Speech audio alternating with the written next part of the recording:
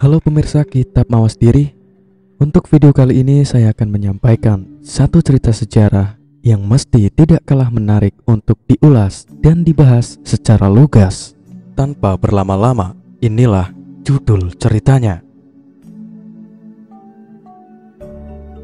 Filosofi Semar. Semar dalam bahasa Jawa atau filosofi Jawa disebut Bodronoyo. Bebodro berarti membangun sarana dari dasar. Noyo sama dengan Noyoko berarti utusan Mang Rasul.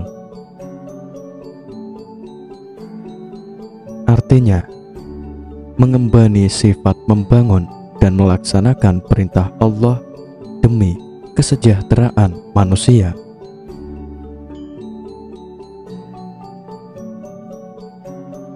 Filosofi biologi Semar.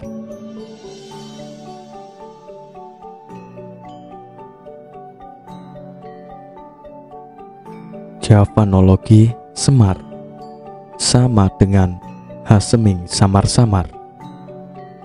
Fenomena harafiah makna kehidupan sang penuntun. Semar tidak lelaki dan bukan perempuan. Tangan kanannya ke atas dan tangan kirinya ke belakang. Maknanya, sebagai pribadi tokoh Semar hendak mengatakan simbol Sang Maha Tunggal. Sedang tangan kirinya bermakna berserah total dan mutlak, serta sekaligus timbul keilmuan yang netral namun simpatik.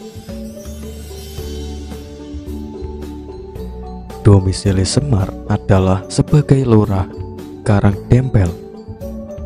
Karang berarti gersang, dempel sama dengan keteguhan jiwa. Rambut Semar kuncung. Jarwodoso atau pribahasa Jawa kuno maknanya hendak mengatakan aku ning sang kuncung, sebagai kepribadian pelayan. Semar sebagai pelayan mengejawantah melayani umat tanpa pamrih untuk melaksanakan ibadah amaliyah sesuai dengan sabda ilahi. Semar berjalan menghadap ke atas maknanya.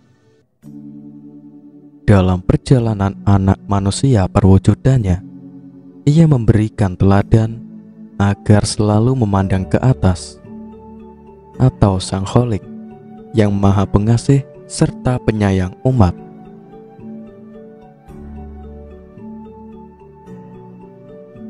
Kain Semar Parangkusumorojo. Perwujudan Dewanggawantah untuk menuntun manusia agar memayu hayuning bawono, mengadakan keadilan dan kebenaran di bumi. Ciri sosok Semar adalah Semar berkunjung seperti kanak-kanak, namun juga berwajah sangat tua. Semar tertawanya selalu diakhiri nada tangisan. Semar berwajah mata menangis, namun mulutnya tertawa. Semar berprofil berdiri sekaligus jongkok. Semar tak pernah menyuruh, namun memberikan konsekuensi atas nasihatnya. Kebudayaan Jawa telah melahirkan religi dalam wujud kepercayaan terhadap Tuhan Yang Maha Esa, yaitu adanya wujud tokoh wayang Semar jauh sebelum masuknya kebudayaan Hindu, Buddha, dan Islam di tanah Jawa.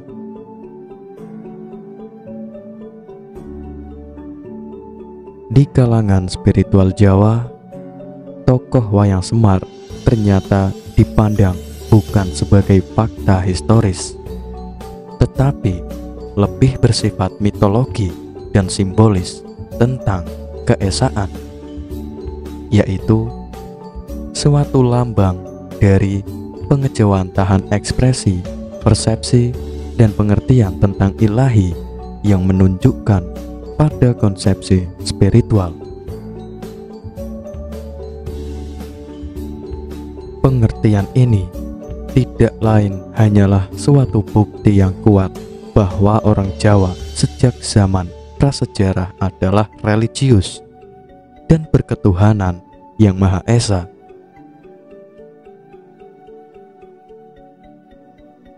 Dari tokoh Semar wayang ini akan dapat dikupas, dimengerti, dan dihayati sampai di mana wujud religi yang telah dilahirkan oleh kebudayaan Jawa. Gambar tokoh Semar nampaknya merupakan simbol pengertian atau konsepsi dari aspek sifat ilahi yang kalau dibaca bunyinya berbunyi: Semar pralambang ngelmu gaib, kasempurnaning pati, bojo siro arso merdi kemardikan, ajwo samar sumingkiring dur kamurkan merdiko. Artinya, merdekanya jiwa dan sukma. Maksudnya, dalam keadaan tidak dijajah oleh hawa nafsu dan keduniawian, agar dalam menuju kematian sempurna tak ternodai oleh dosa. Manusia Jawa yang sejati dalam membersihkan jiwa,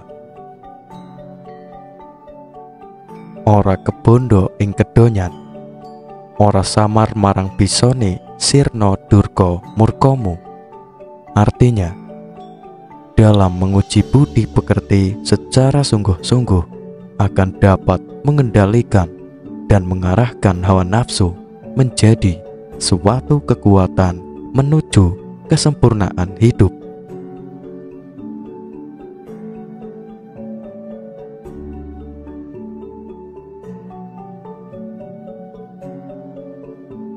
Filsafat Honocoroko dalam lakon Semar Mbabar Jati Diri.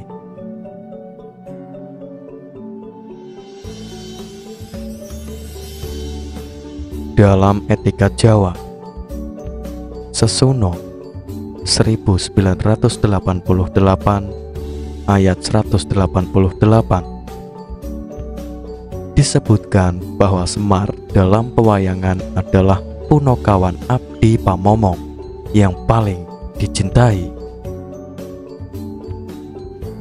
Apabila muncul di depan layar, ia disambut oleh gelombang simpati para penonton, seakan-akan para penonton merasa berada di bawah pengayomnya.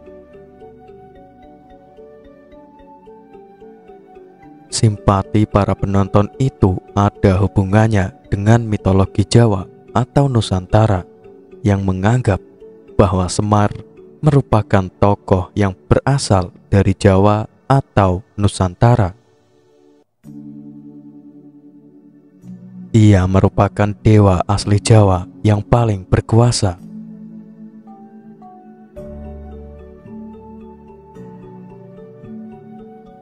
Brandon dalam Suseno 1988 ayat 188.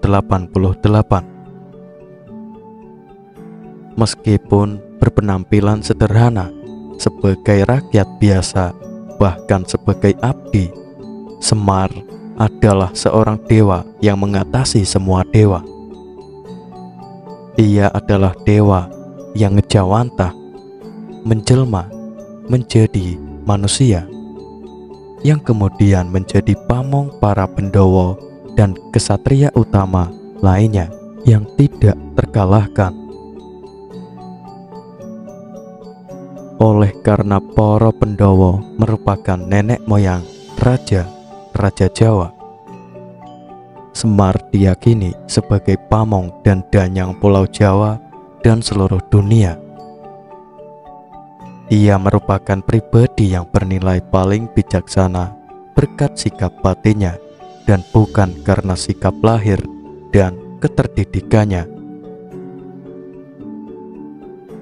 Ia merupakan pamong yang sepi ing pamrih, rame ing ngawe, sepi akan maksud, rajin dalam bekerja, dan memayu hayuning bawana, menjaga kedamaian dunia.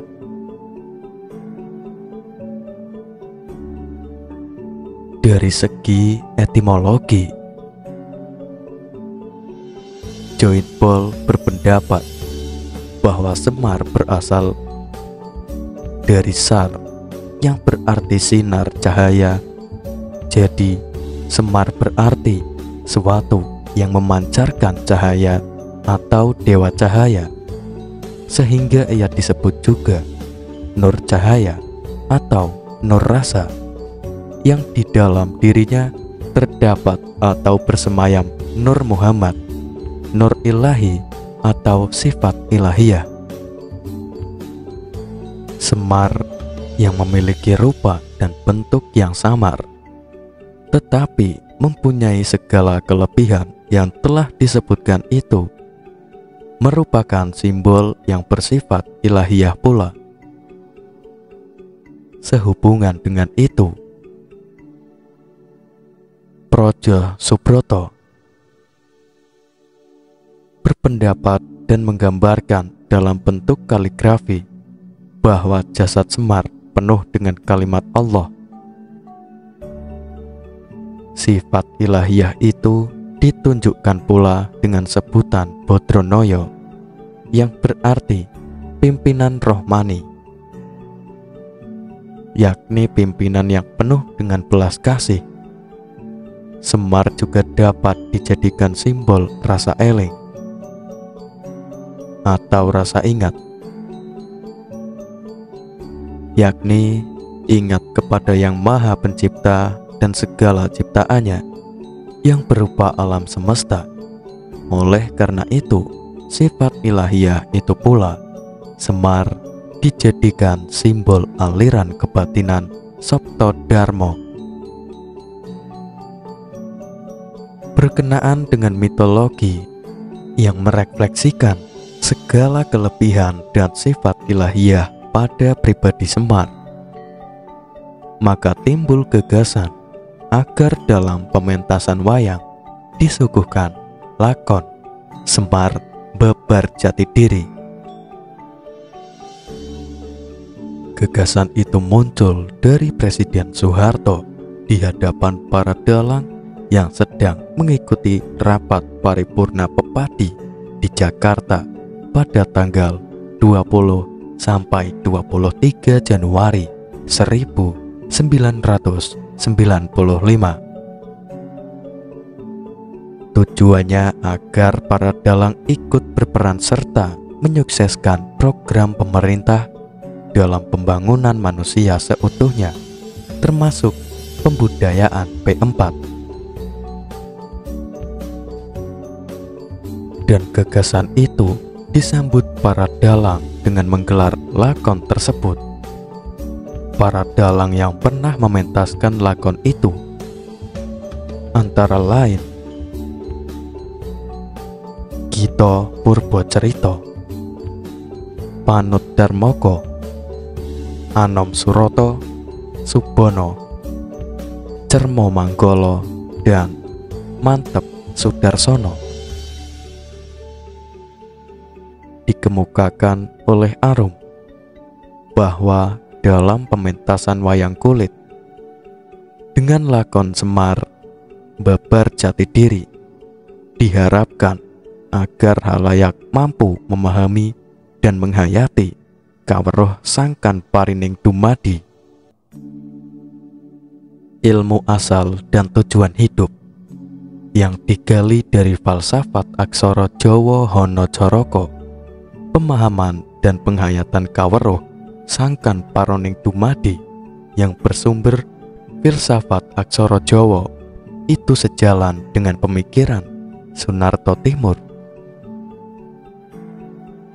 bahwa filsafat Hana Caraka mengandung makna sebagai sumber daya yang dapat memberikan tuntunan menjadi panutan ke arah keselamatan hidup.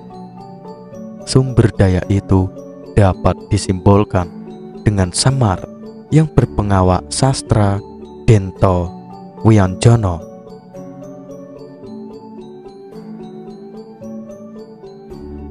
Bahkan jika mengacu pendapat Warsito dalam Cipto Prawiro bahwa aksara Jawa itu diciptakan Semar, maka tepatlah apabila pemahaman dan penghayatan kaweruh sangkan paroning dumadi tersebut bersumberkan filsafat Hono Coroko. Botoro Ismoyo, Botoro Isworo, Jurudiah Punto, Prasento Semar adalah nama tokoh utama dalam punakawan di pewayangan Jawa. Tokohnya dikisahkan sebagai pengasuh sekaligus penasihat para kesatria dalam pementasan Wirocerita Mahabharata dan Ramayana. Meski demikian, nama Semar tidak ditemukan dalam naskah asli kedua Wirocerita tersebut karena tokoh ini merupakan ciptaan Tulen Pujangga Jawa.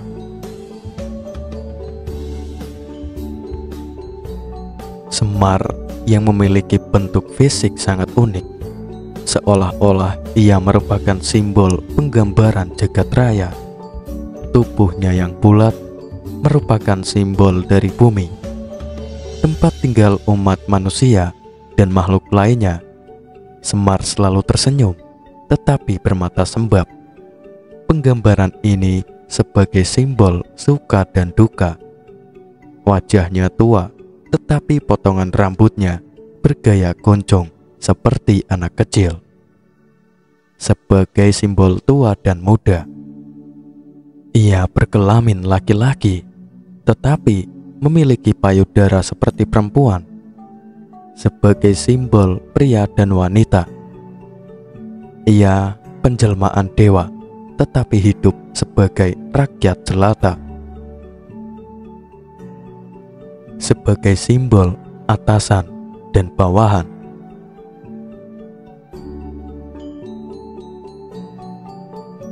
Menurut sejarawan Profesor Dr. Slamet Mulyono, tokoh Semar pertama kali ditemukan dalam karya sastra zaman Kerajaan Majapahit berjudul Sudomolo.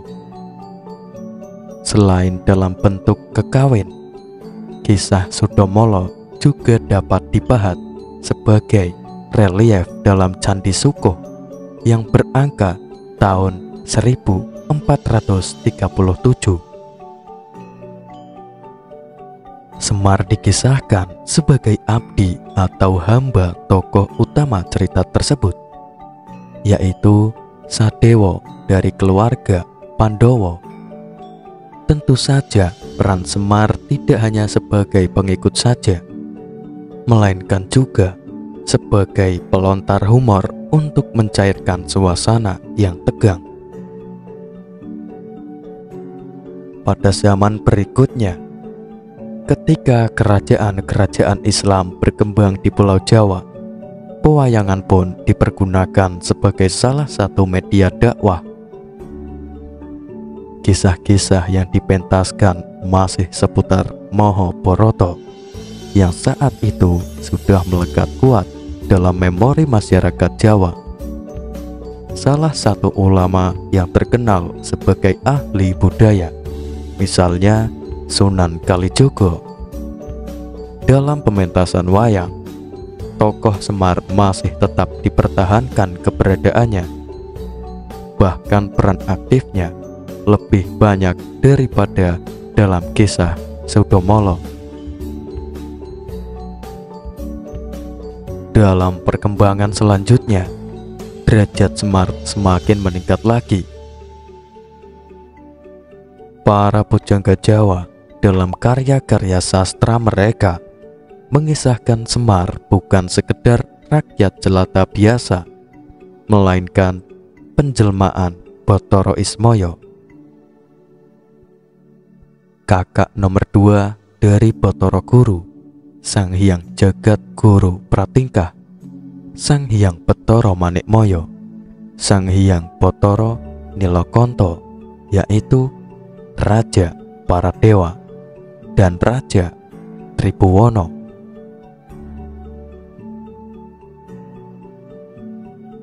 Terdapat beberapa versi tentang kelahiran atau asal-usul Semar, namun semuanya menyebut tokoh ini sebagai penjelmaan dewa.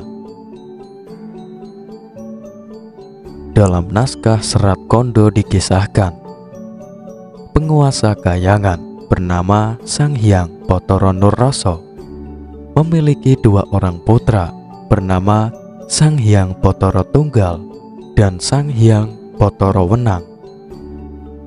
Sang Hyang Asiprana atau Sang Hyang Asiprana, karena Sang Hyang Tunggal berwajah jelek, maka tahta Hayangan pun diwariskan kepada Sang Hyang Wenang. Dari Sang Hyang Wenang kemudian diwariskan kepada putranya yang bernama Bathara Guru. Sang Hyang Tunggal kemudian menjadi pengasuh para kesatria keturunan Bathara Guru dengan nama Semar.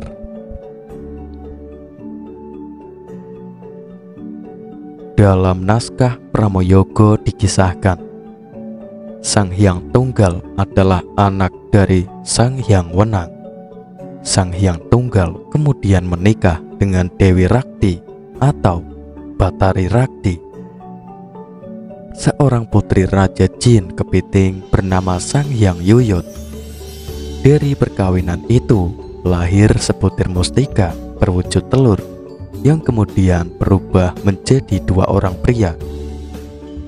Keduanya masing-masing diberi nama Ismaya untuk yang berkulit hitam dan Manikmaya untuk yang berkulit putih. Ismaya merasa rendah diri sehingga membuat Sang Hyang Tunggal kurang berkenan.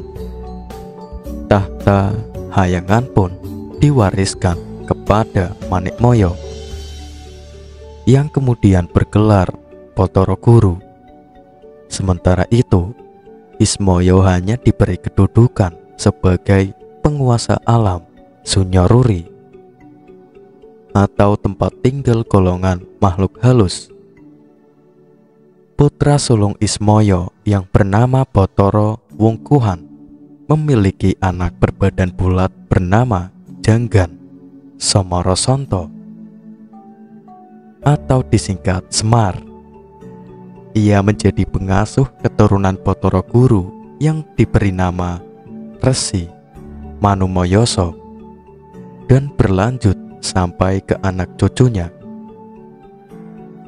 Dalam keadaan istimewa, Ismaya dapat merasuki Semar sehingga Semar pun menjadi sosok yang sangat ditakuti, bahkan oleh para dewa sekalipun. Jadi, menurut versi ini, Semar adalah cucu dari Ismaya. Dalam naskah Purwokondo dikisahkan, Sang Hyang Tunggal memiliki 4 orang putra bernama Sang Hyang Bathara Puguh, Sang Hyang Bathara Punggung, Sang Hyang Bathara Manan, dan Sang Hyang Bathara Samba. Suatu hari terdengar kabar bahwa tahta Hayangan akan diwariskan kepada Samba. Hal ini membuat ketiga kakaknya merasa iri. Samba pun diculik dan disiksa, hendak dibunuh. Namun perbuatan tersebut diketahui oleh ayah mereka. Sang Hyang Tunggal pun mengutuk ketiga putranya tersebut menjadi buruk rupa. Puguh berganti nama menjadi Togok Tejo Mantri, sedangkan Punggung menjadi Semar. Keduanya diturunkan ke dunia sebagai pengasuh keturunan Sombo yang kemudian bergelar Bathara Guru. Sementara itu, Manan mendapat pengampunan karena dirinya hanya ikut-ikutan saja. Manan kemudian bergelar Bathara Narada atau Resi Kaneka Putra dan diangkat sebagai penasehat Bathara Guru.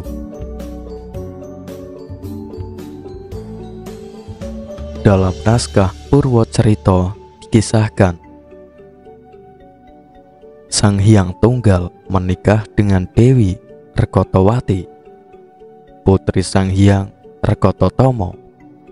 Dari perkawinan itu lahir sebutir telur yang bercahaya. Sang Hyang Tunggal dengan perasaan kesal membanting telur itu sehingga pecah menjadi 3 bagian, yaitu cangkang, putih, dan kuning telur. Ketiganya masing-masing menjelma menjadi laki-laki. Yang berasal dari cangkang diberi nama Antogo. Yang berasal dari putih telur diberi nama Ismoyo. Sedangkan yang berasal dari kuningnya diberi nama Manikmoyo. Pada suatu hari, Antogo dan Ismoyo berselisih karena masing-masing ingin menjadi pewaris tahta Hayangan. Keduanya pun mengadakan perlombaan menelan gunung. Antogo berusaha melahap gunung tersebut dengan sekali telan, namun justru mengalami kecelakaan. Mulutnya robek dan matanya melebar. Ismoyo menggunakan cara lain, yaitu dengan memakan gunung tersebut sedikit demi sedikit. Setelah melewati beberapa hari, seluruh bagian gunung pun berpindah ke dalam tubuh Ismoyo. Tetapi tidak berhasil. Ia keluarkan. Akibatnya, sejak saat itu Ismoyo pun bertubuh bulat. Sang Hyang Tunggal mengetahui ambisi dan keserakahan kedua putranya itu. Mereka dihukum menjadi manusia biasa dan harus turun ke dunia. Manikmoyo yang kemudian diangkat sebagai Raja Hayangan Tribhuwana bergelar Bathara Guru. Antogo dan Ismoyo pun turun ke dunia. Masing-masing memakai nama Togok Tejo Mantri, mempunyai teman Bilung Sorowito yang ditugaskan untuk mengemong, mengasuh, atau menuntun bangsa yang berwatak serakah, bengis, kejam. Angkara Murka dan Semar ditugaskan untuk mengasuh, mengemong, menuntun para manusia satria yang mempunyai watak santun, berbudi pekerti luhur. Silsilah dan keluarga. Dalam pewayangan dikisahkan, Bathara Ismoyo sewaktu masih di Hayangan sempat dijodohkan dengan sepupunya yang bernama Dewi Senggani atau Bathari Senggani. Dari perkawinan itu lahirlah 10 orang anak.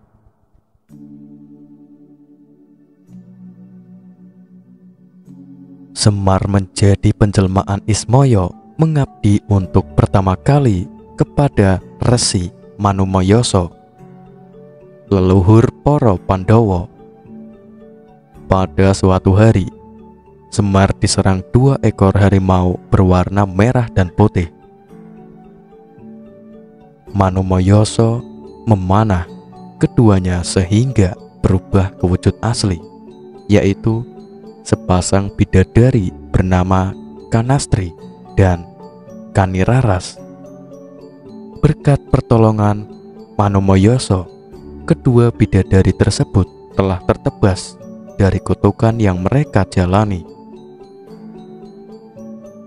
Kanistri kemudian menjadi istri Semar.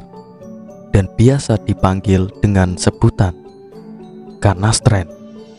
Sementara itu, Kaniraras menjadi istri Manumoyoso dan namanya diganti menjadi Retnowati karena kakak perempuan Manumoyoso juga bernama Kaniraras.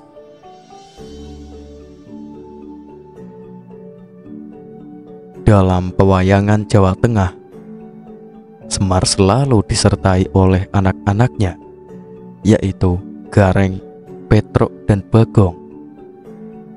Namun sesungguhnya ketiganya bukan anak kandung Semar. Gareng adalah putra seorang pendeta yang mengalami kutukan dan terbebas oleh Semar. Petruk adalah putra seorang raja bangsa Gandarwo, yaitu Prabu Gandarwo Rajabali. Sementara Bagong tercipta dari bayangan Semar berkat sabdo sakti Sang Hyang Wenang. Dalam pewayangan Sunda, urutan anak-anak Semar adalah Cepot, Astrojinggo, Dawolo, dan Gareng. Sementara itu, dalam pewayangan Jawa Timur, Semar hanya didampingi satu orang anak saja bernama Bagong, yang juga memiliki seorang anak bernama Pesut. Keistimewaannya Semar. Semar merupakan tokoh pewayangan ciptaan pujangga lokal. Meskipun statusnya hanya sebagai abdi, tetapi keluhurannya sejajar dengan Prabu Kresna dalam kisah Mahabharata. Jika dalam perang Bharatayuda menurut versi aslinya, penasehat pihak Pandawa hanya Kresna seorang, maka dalam pewayangan jumlahnya ditambah menjadi 2, dan yang satunya adalah Semar. Semar dalam karya sastra hanya ditampilkan sebagai pengasuh keturunan Resi Manumonoso, terutama para Pandawa yang merupakan tokoh utama kisah Mahabharata. Namun dalam pementasan wayang yang bertemakan Ramayana, para dalang juga biasa menampilkan Semar sebagai pengasuh keluarga Sri Rama Wijaya ataupun Sugriwa. Seolah-olah Semar selalu muncul dalam setiap pementasan wayang, tidak peduli apapun judul yang sedang dikisahkan. Dalam pewayangan, Semar bertindak sebagai pengasuh golongan kesatria, sedangkan Togog sebagai pengasuh kaum raksasa. Dapat dipastikan anak asuh Semar selalu dapat mengalahkan anak asuh Togog. Hal ini sesungguhnya merupakan simbol belaka. Semar merupakan gambaran perpaduan rakyat kecil sekaligus dewa hayangan. Jadi, apabila para pemerintah yang disimbolkan sebagai kaum kesatria asuhan Semar mendengarkan suara rakyat kecil yang bagaikan suara Tuhan, maka negara yang dipimpinnya pasti menjadi negara yang unggul dan sentosa. Pemirsa Kitab Mawas Diri, itulah tadi cerita sejarah dari kami. Telah berakhir. Nantikan cerita sejarah yang tidak kalah menarik dan pasti hanya ada di channel Kitab Mawas Diri. Terima kasih, salam rahayu, salam sejahtera.